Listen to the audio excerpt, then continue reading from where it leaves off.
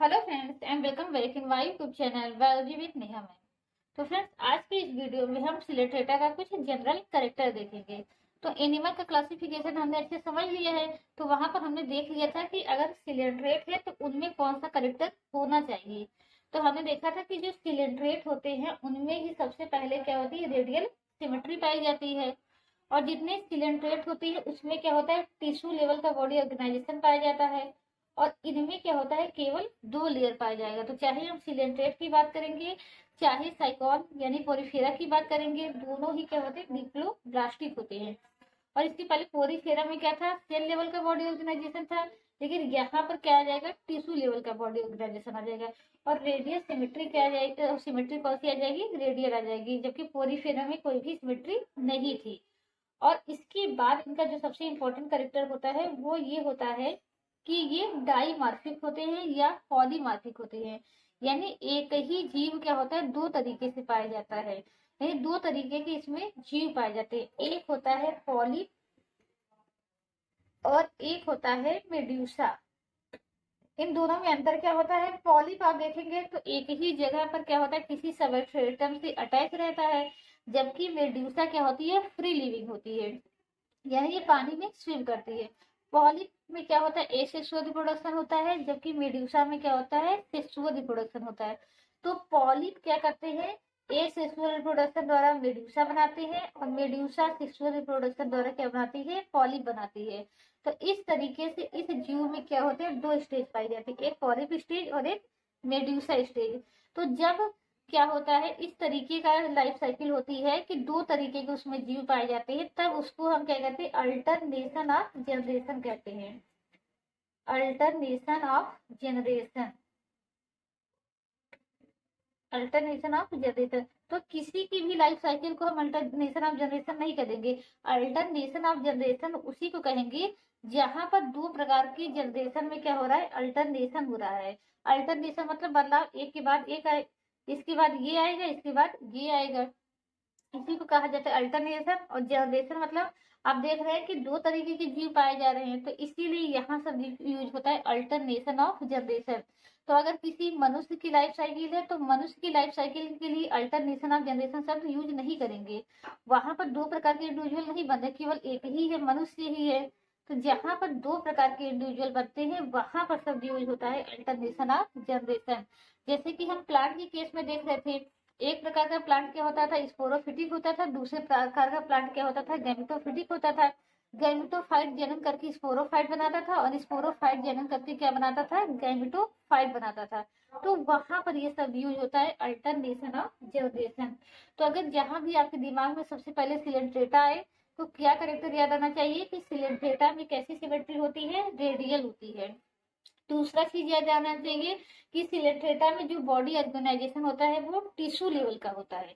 अभी ऑर्गन कहाँ से देखने को मिलेगा, प्लेटी हेलमिंथेस से हमें ऑर्गन देखने को मिलेंगे।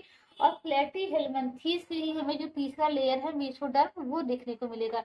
अभी सिलेट्रेटा तक क्या होगा, केवल दो ही लेयर देखने को मिलेगा। और एक सबसे यूनिक करेक्टर है कि ये क्या होंगे, डाइमॉर्फिक होंगे, दो प्रकार के इंडिविजुअल में पाए जाएंगे। लेकिन कुछ ऐसे भी होंगे जिसमें दो से अधिक प्रकार के इंडिविजुअल पाए जाएंगे, तो आगे हम वीडियो में डिस्कस करेंगे। तो उन्हें हम क्या कहते हैं, पॉलीमार्फिक कहते हैं। और इस प्रक्रिया को हम क्या कहते हैं, पॉलीमार्फिज्म कहते हैं। इसके अलावा सिलोम हमने देखा था कि एनिमल को क्लासिफाई करने का एक सिलोम ही बेस्ट मेथड है, कि सिलोम के आधार पर भी हमने देखा था किस इंडिविजुअल में सिलोम पाया जा रहा है, किस में नहीं पाया जा रहा है। तो सिलेंट्रेटा तक कभी सिलोम नहीं पाया जाएगा। तो आप कमेंट करके बताइए कि सबसे पहले किस फाइलम में हमें सिलोम देखने को मिलेगा। जैसे ये क्वेश्चन पूछा जाता है कि सबसे पहले तीसरा लेयर यानी मीसोडर्म हमें किस फाइलम में देखने को मिलता है, तो वो प्लेटीहेल्मिन्थेस से शुरू होता है। तो आप ये कमेंट करके बताइए कि सिलोम कब से हमें देखने को मिलेगा, यानी किस फाइलम से। पोरिफेरा में नहीं है, सिलेंट्रेटा में नहीं है, तो क्या ये प्लेटीहेल्मिन्थेस में होगा या उसके बाद होगा। तो आप कमेंट करके बताइए कि सिलोम कब से अपीयर होते हैं, यानी किस फाइलम के एनिमल्स में सबसे पहले सिलोम देखने को मिलता है। तो इनमें न तो सिलोम होगा, न तो रिस्पायरेटरी सिस्टम होगा, न तो स्केटरी सिस्टम होगा, क्योंकि अभी बॉडी लेवल किस ऑर्गेनाइजेशन का है, टिश्यू है। अभी केवल हर काम के लिए टिश्यू है इसके अंदर। इनके अंदर बस एक चीज आपको देखने को मिलेगा कि गैस्ट्रोवेस्कुलर कैविटी देखने को मिलेगी।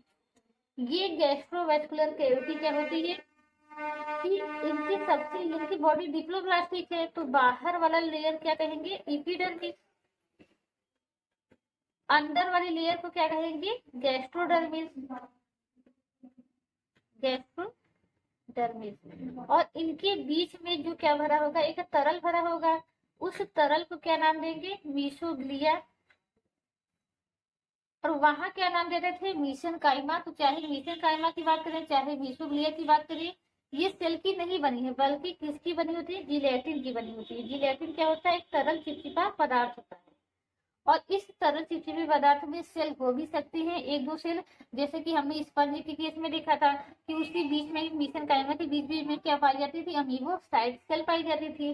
तो ऐसे ही मीसोग्लिया में भी कुछ सेल्स पाई जाती हैं, लेकिन मीसोग्लिया क्या होता है, नॉन सेलुलर या ए सेलुलर होता है। तो ये चीजें आपको याद रखनी है, ये कैसा होता है, ए सेलुलर होता है।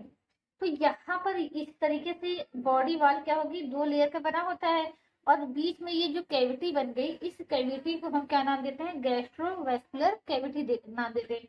और ये गैस्ट्रोवेस्कुलर कैविटी क्या होती है, बाहर तो खुलती है, एक एंड पर इंटीरियर एंड को तो खुलती है, लेकिन पोस्टीरियर एंड पे नहीं खुलती।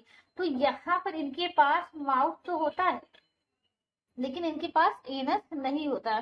तो ये भोजन को ग्रहण भी माउथ से ही करते हैं, और जो वेस्ट मटेरियल होता है, अपच भोजन होता है, उसको भी माउथ से ही बाहर निकालते हैं।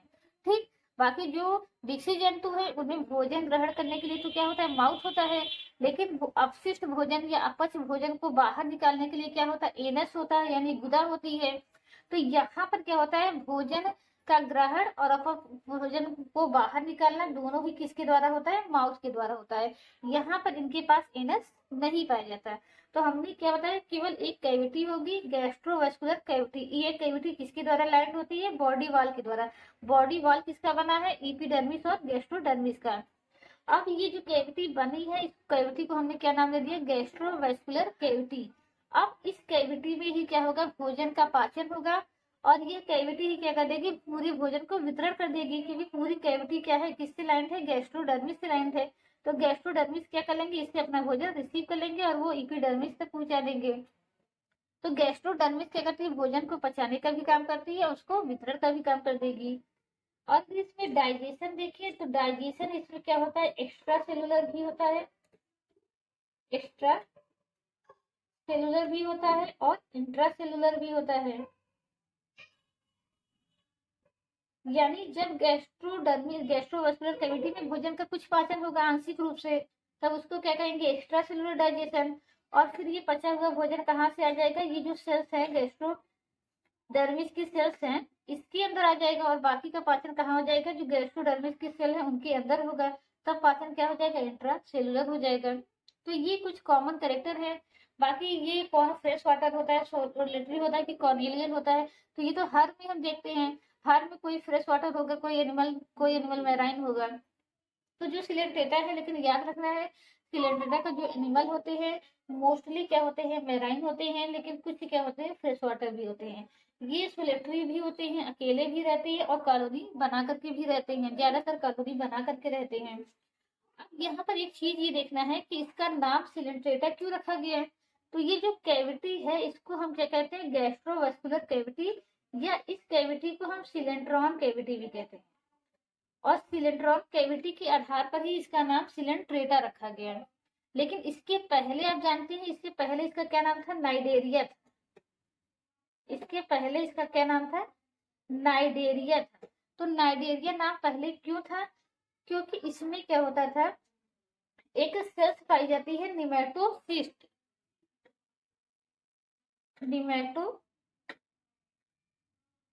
सेल्स पाई जाती है, या नीडोब्लास्ट सेल या निमेटोसिस्ट पाई जाती है। जो कैसी, जो उनका फंक्शन क्या होता है, ये ऑर्गन ऑफ ऑफेंस और डिफेंस होती हैं, organ of offence and defence. यानी ये क्या करती है, बॉडी को, ये किसके लिए होती है, सुरक्षा के लिए और आक्रमण के लिए होती है, निमेटोसिस्ट और नीडोब्लास्ट सेल।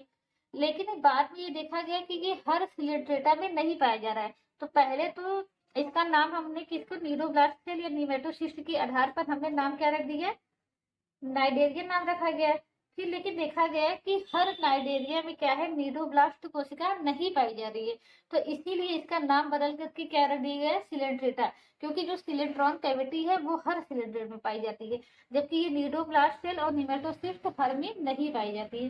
तो आई होप ये छोटा सा वीडियो आपको इंटरेस्टिंग लगा होगा और अच्छे से समझ में आया होगा।